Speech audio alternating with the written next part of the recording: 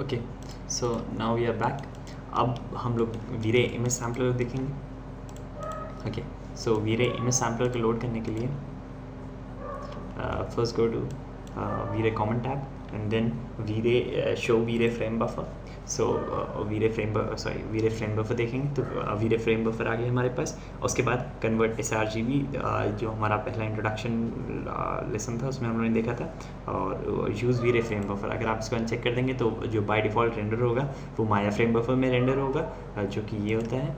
और अगर आप इसको चेक करेंगे तो जो रेंडर होगा वो वीरे के फ्रेम बफर में होगा, और जब इसको अनचेक कर देंगे तो हाइड रेंडर व्यू मतलब वाला जो रेंडर व्यू है उसको हाइड कर देगा।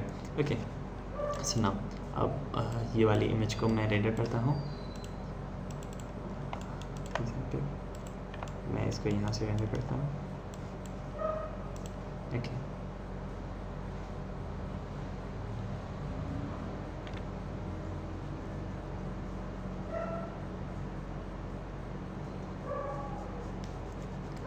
तो अब हमारा वीरे इमेज सैम्पलर में रेंडर हो गया। और ये जो अभी करंट जो स्क्वायर बॉक्सेस थे वो आपके रेंडर बकेट्स होते हैं। आपका सिस्टम में जितने भी प्रोसेसर्स होंगे वो प्रोसेसर उस हिसाब से रेंडर बकेट सिखाएगा, या फिर आप वहाँ पे डिफाइन कर सकते हैं कि मुझे कितने रेंडर के लिए थ्रेड इस्तेमाल करनी है। ओके, सो ये वीरे का ड्रॉप डाउन मेन्यू है। यहाँ से आप वेरियस चैनल सेलेक्ट कर सकते हैं कि आपके रेंडर इमेज में कितने चैनल आपने डिफाइन कर रखे हैं, या फिर रेंडर पासेस। ये एक बहुत बढ़िया फीचर होता है वीरे का, जिसमें कि आप डिफाइन कर सकते हैं अल्फ़ा, क्योंकि इस सीन में कोई भी अल्फ़ा नहीं है, पर मैंने 2 रेंडर पासेस लगा रखे हैं इसमें, एक वीरे का डिफ्यूज़ पास और एक वीरे का रिफ्लेक्शन पास। सो डिफ्यूज़ ये यहाँ पे है और रिफ्लेक्शन है यहाँ पे। आप डायरेक्टली सॉफ्टवेयर के अंदर ही व्यू कर सकते हैं कि आपके रेंडर पासेस कैसे दिखेंगे, तो ये काफ़ी कूल चीज़ है। और उसके बाद फिर इसको RGB पे यहाँ पे आपका RGB तीनों चैनल सेलेक्टेड है, या फिर आप इसका इंडिविजुअल चैनल भी देख सकते हैं। ओके, या फिर आप इसको अल्फा चैनल भी देख सकते हैं, या फिर इसको क्लिक करके सारे चैनल्स। उसके बाद फिर इसका मोनोक्रोमेटिक, ये ब्लैक एंड वाइट इमेज आपकी दिखाएगा। उसके बाद यहाँ से आप सेव कर सकते हैं। वेरियस फाइल फॉर्मेट्स आपको मिलते हैं। EXR फॉर्मेट भी आप यहीं से डायरेक्ट सेव कर सकते हैं, या फिर TIFF और HDR फॉर्मेट्स भी आप सेव कर सकते हैं। उसके बाद ये रेंडर रीजन है कि ट्रैक करेगा ये आपका माउस रेंडर करते समय। फॉर एग्जांपल आपका कोई हेवी डेंस सीन है जो कि आप चाहते हैं कि ओके यार ये पूरा सीन को रेंडर ना करे, बस मैं चाहता हूँ कि रेंडर यहाँ से करना स्टार्ट करे, तो आप इस चीज़ को ट्रैक कर सकते हैं। तो वो रेंडरिंग यहाँ से स्टार्ट होगी बनस्बत यहाँ से रेंडर करने के। फॉर एग्जांपल अगर मैं इसको सेलेक्ट करता हूँ, ये अभी पूरी रेंडरिंग इस पॉइंट से स्टार्ट होती है। मैं इसको कैंसिल कर देता हूँ, और मैंने इसको चेक किया और फिर अब मैंने इसको रेंडर करने को कहा। तो आप देख सकते हैं जहाँ पे मेरा माउस है वहाँ से रेंडर हो रहा है, जहाँ पे मेरा माउस है वहाँ से सॉफ्टवेयर रेंडर हो रहा है। ओके, उसके बाद इसको रेंडरिंग कैंसिल करने के लिए आप सिंपल एस्केप दबाइए तो आपका रेंडर कैंसिल हो जाएगा। उसके बाद ये रेंडर रीजन है, पर्टिकुलर रीजन, ये तो आराम से समझने वाली चीज़ है कि मैंने इसको चेक किया और अब सिर्फ ये इतने रीजन में रेंडर करेगा। और अगर मैं इसको चूज़ कर लूँ तो ये मेरा पॉइंट डिफाइन करेगा कि मुझे कहाँ से रेंडरिंग करनी है। तो आप बहुत प्रिसाइज रेंडर भी कर सकते हैं कि यहाँ से रेंडर स्टार्ट करो या कहाँ से रेंडर स्टार्ट करो। उसके बाद ये PD प्लेयर के लिए सेटिंग है, लिंक टू PD प्लेयर। आपके अगर सिस्टम में PD प्लेयर इंस्टॉल होगा, जो कि एक बहुत अच्छा प्रोडक्ट है केओस ग्रुप का, तो आप उससे बहुत अच्छे सेटिंग्स कर सकते हैं PD प्लेयर के अंदर। ओके, ये मेन्यू है, इसको अनचेक कर दीजिए। अब ये आपको डिफाइन करेगा कि जैसे आपको 2 इमेज के बीच में कंपैरिजन करना है, तो ये AB डायगोनल, AB ऐसे और AB ऐसे। फॉर एग्जांपल मैं इसको सेव कर लेता हूँ एक इमेज अपनी, जैसे मैंने ये रेंडर सेव कर लिया। ओके, अब मैंने इसमें मैंने कहते अडेप्टिव DMC में मैंने फिक्स रेट सैम्पल में आके इसका सैम्पल रेट एकदम कम कर दिया। ओके, और ये रेंडर हिस्ट्री खुलेगी। ये वीरे 2.2 का फीचर है जो कि पहले वाले वर्जन्स में नहीं था। तो आप ये इन लोगों ने बहुत अच्छा फीचर्स डाला है ताकि आप अपने बहुत सारे इमेजेस को एक साथ रेंडर कर सकते हैं, उसको स्टोर कर सकते हैं। आपको स्टोर करने के लिए ऑप्शंस में आप कहाँ पे स्टोर करना चाहेंगे उसकी ड्राइव का बात दे दीजिए और कितना मैक्सिमम साइज़ होगा। उसके बाद फिर वो इमेज को एक एक करके रिसाइकिल करना शुरू कर देगा। तो आप डिफाइन कर दिए। उसके बाद यहाँ पे सेव लोड, जो अगर आपको कोई इमेज लोड करनी है अपने पुराने सेव्ड हिस्ट्री से, तो यहाँ से रिमूव, अगर मुझे ये वाली फॉर एग्जांपल इमेज रिमूव करनी है तो रिमूव, और अगर आप क्लियर प्रेस कर देंगे तो जितनी भी इमेज है सब क्लियर हो जाएगा।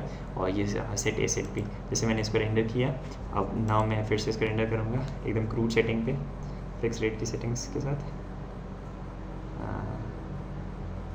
ओके, फिक्स रेट की सेटिंग के साथ इसको मैंने रेंडर किया। अब मैं देखना चाह रहा हूँ कि क्या डिफरेंस आया, तो मैं इसको फिर से एक बार सेव प्रेस कर दूँगा। अब नॉट अवेलेबल, तो इसका कोई सेंस नहीं है। ये रेंडर टाइम आपको दिखा रहा है, नॉट अवेलेबल मतलब उसके पास अवेलेबल नहीं है, और ये रेंडर रेजोल्यूशन। अब मैं इसको सेट ए और इसको सेट बी, या फिर आपको जो भी इमेज अपनी सेट ए सेट बी करनी है। अभी मैंने ये हॉरिजॉन्टल चूज़ कर रखा है, तो मेरे स्ट्रेट लाइन आ गया। अब मैं इसको जूम करूँ और ये इसके साथ ही जूम हो जाता है। ये बहुत अच्छी चीज़ है, और आप इसको इधर उधर करके देख सकते हैं कि ओके क्या डिफरेंस है, या फिर आप ये टिल्ट मेन्यू चूज़ कर सकते हैं कि ओके क्या डिफरेंस आया। तो आप ये बेसिकली आप पे डिपेंड करता है आप कैसा चाहेंगे। और ये बटन तो सिंपल रेंडर के लिए है। उसके बाद फिर ये कुछ इंटरेस्टिंग मेन्यूज़ हैं, ये स्टीरियो इमेज के लिए। हेलो, सो मेरा माया क्रैश कर गया था, कोई बात नहीं, हम इसको इमेज को फिर से रेंडर कर लेंगे। ओके, तो थोड़ा सा नज़दीक से रेंडर करते हैं। और अभी करेंटली आप देख सकते हैं रेजोल्यूशन ये 320x240 है। अगर आपको भी ऐसा ही आया, जबकि हम इधर देखेंगे ये 640x480 है, तो फिर दिक्कत कहाँ आ रही है? ये दिक्कत नहीं है, ये एक तरीके का फीचर है।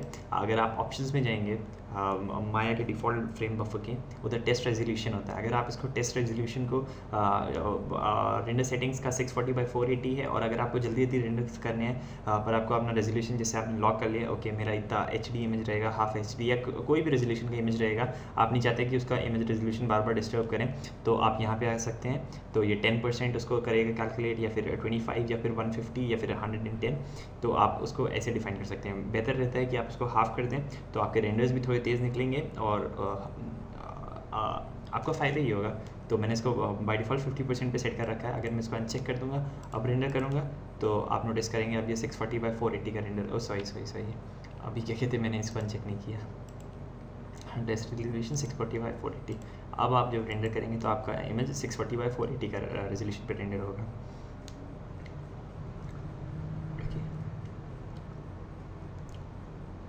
सो ये मेन्यूज़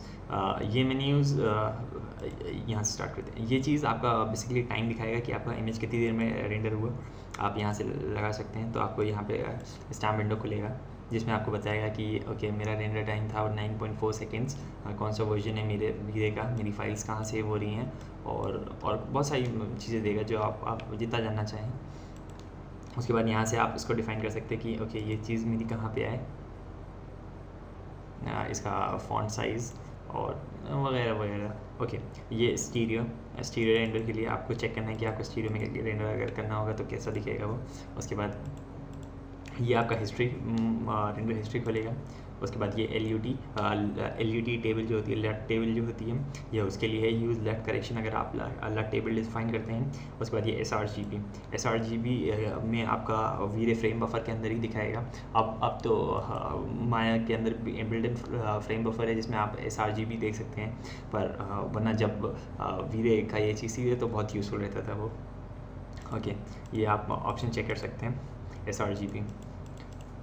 ओके, ये आप देख सकते हैं एक्सपोजर कंट्रोल, ये कर्व कंट्रोल, एंड ये आपका लेवल्स कंट्रोल। उसके बाद फिर ये आपका दिखाता है पिक्सल इन्फॉर्मेशन।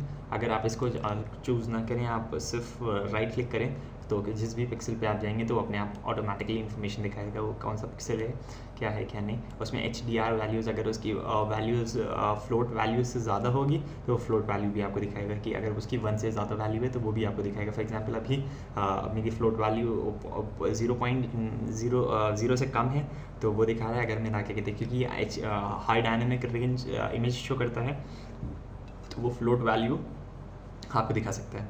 उसके बाद फिर ये आपका एक्सपोजर कंट्रोल दिखाएगा कि आपका कहाँ पे ज़्यादा एक्सपोज हो रहा है। फॉर एग्जांपल अगर हम लोग पीछे आएंगे और फिर इसको रेंडर करेंगे, इसकी जैसे मैंने इंटेंसिटी थोड़ी सी बढ़ा दी, 20 इंटेंसिटी कर दी, और वापस गए और रेंडर कर दिया। आप देखिए मैंने बाय डिफ़ॉल्ट यहाँ पे क्लिक किया, पर ये चीज़ यहाँ पे रेंडर हो रहा है।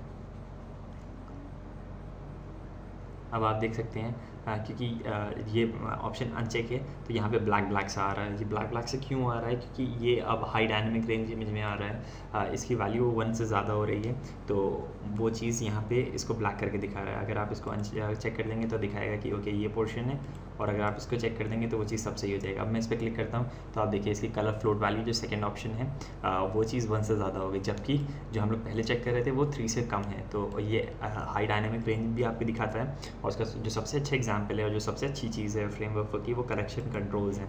अब यहाँ पे आप कई तरीके से अपना built in colour character in लोगों ने दे रखा है, तो आप डायरेक्ट फ्रेम बफर के अंदर ही देख सकते हैं कि आप फोटोशॉप में जाके जो लेवल एडजस्टमेंट या फिर for example high dynamic range images हम लोग जो निकालते हैं, ओके हम लोग अभी तो इसको हाई डायनेमिक मतलब ऐसा रेंडर कर लेते हैं, उसके बाद हम लोग फोटोशॉप में इसका लेवल्स कम कर देंगे या फिर लाइट थोड़ी बैलेंस कर लेंगे, तो फोटोशॉप तक जाने की ज़रूरत भी नहीं है, आप डायरेक्ट फ्रेम बफर में ही देख सकते हैं।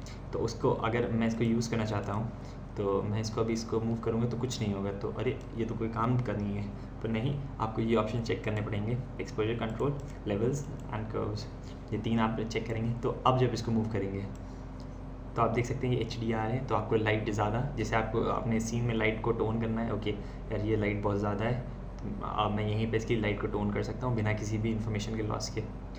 उसके बाद फिर मैं यहाँ पे इसको सेट कर सकता हूँ कि कितनी वैल्यू पे क्लैम्प करेगा। आप देख सकते हैं वो HDR की चीज़ भी चली गई। अब मैं इसको इधर कर दूं तो ये कितनी वैल्यू को क्लैम्प कर सकता है, ये चीज़ डिफ़ाइन करेगा। और ये कर्व कंट्रोल आप इसको डिफ़ाइन कर सकते हैं, ओके मुझे कर्व इतना चाहिए या फिर ऐसा चाहिए, आपकी नीड्स पे है, आपको जैसे भी चाहिए। इसको बेजिए और यहाँ पे क्लिक करेंगे तो फ्री या फिर बेजिए या फिर स्मूथ ग्रिड। और अगर आपको सब कुछ मतलब कई सारे कंट्रोलर्स आपने बना लिए, उसके बाद आपको चाहिए कि ओके सब कुछ नॉर्मल हो जाए, तो रीसेट टैंजेंट और जो लॉट करेक्शन टेबल है आप उसको यहाँ से लोड कर सकते हैं। ओके सो ये था ओवरव्यू वीडियो के फ्रेम बफर का। आप नेक्स्ट लेसन में हम लोग वीडियो की लाइट्स देखेंगे, सो उस लेसन में मिलते हैं, बाय।